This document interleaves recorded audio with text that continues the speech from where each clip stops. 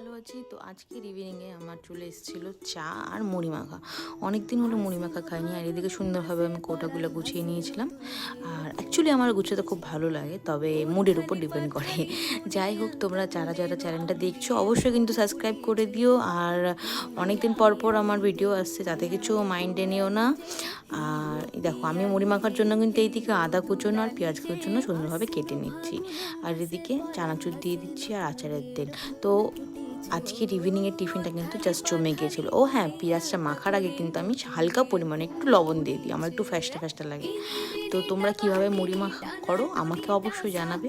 আর চলো, এখানেই টাটা। আর যারা যারা নতুন দেখছো তারা তারা প্লিজ চ্যানেলটা সাবস্ক্রাইব করে দিও, পাশে থাকা বেল আইকনটা ক্লিক করে দিও। আর তোমরা সবাই খুব ভালো থেকো, খুব হ্যাপিলি থেকো অ্যান্ড হেলদি থেকো। চলো টাটা, বাই বাই।